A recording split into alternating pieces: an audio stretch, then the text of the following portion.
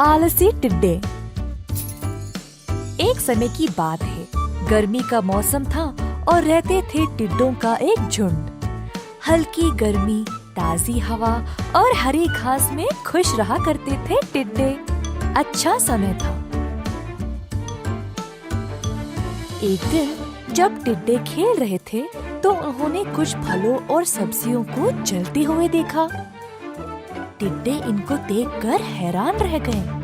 टिड्डों के नेता को उन फलों और सब्जियों के पास से कुछ आवाजें सुनाई दे रही थी। थोड़ा पास जाकर उन्होंने झांका। टिड्डा नेता ने देखा कि असल में वो कुछ चींटियां थे जो फलों और सब्जियों को अपने सिरों पर उठा ले जा रहे थे। सारा खाना लेकर अपने चींटी घरों में डाल रहे थे।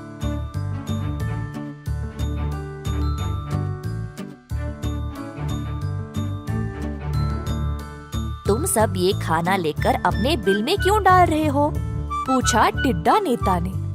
सर्दी का मौसम आने वाला है तो उसी की तैयारी कर रहे हैं। जो गर्मी में मिलता है वो सर्दी में कहाँ होता।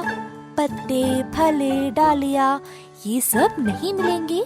बहुत ठंड होगी और बाहर निकलना भी मुश्किल। इसीलिए हम अभी थोड़ा मेहनत करके सब कुछ जमा रखते हैं।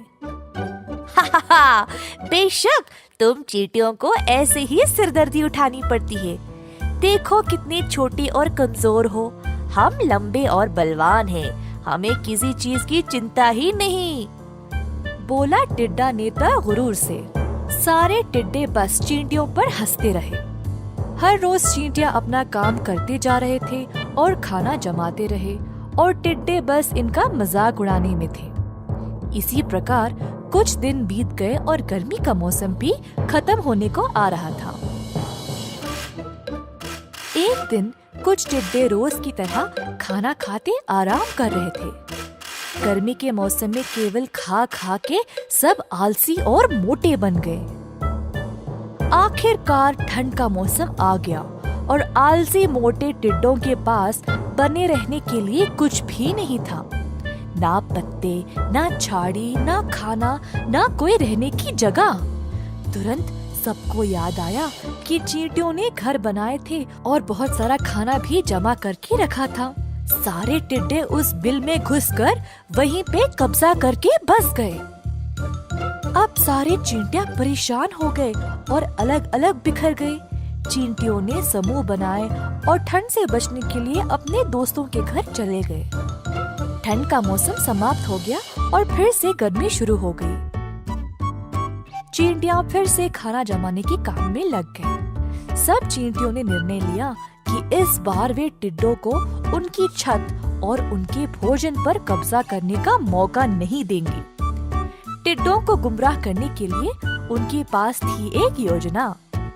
इस योजना के अनुसार कुछ चींटियों की सेना ने एक गुप्त जगह बनाई जहाँ पे वे खाना जमा कर रहे थे और साथ साथ कुछ और चींटियां उनके पुराने जगह में खाना जमा करने का नाटक कर रहे थे, टिड्डों का ध्यान हटाने। टिड्डे आराम से चींटियों को देखकर सोच रहे थे कि अब फिर से सर्दी में वे उनके खाने पर कब्जा कर लेंगे।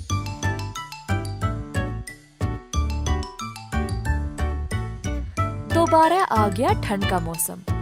टिड्डे फिर से उस बिल में घुस गए। अंदर जाते ही उन्होंने देखा कि वहाँ कुछ था ही नहीं, बस कुछ पत्ते और कुछ डालियाँ। टिड्डे हो गए परेशान। अब बाहर थी तेज ठंड और वे निकल भी नहीं पाए। ठंड का मौसम अब उनको उसी बिल में बिताना पड़ा। बस उन चंद पत्तों को खाकर जीवित रहना पड़ा। टिड्डों को एहसास हुआ कि उनको उनकी आलस्य की सजा मिल रही थी। जब वे गर्मी में बाहर निकले तो दुबले पतले और कमजोर पड़ गए थे। कुछ फल और पत्तों को खाकर अपनी सेहत का ध्यान रखा। पूरी तरह स्वस्थ होने के बाद टिड्डों ने भी खाना जमाने का काम शुरू कर दिया। ठंड का मौसम बिताने के लिए सब ने पत्ते झाड़ियों का घर भी बनाया।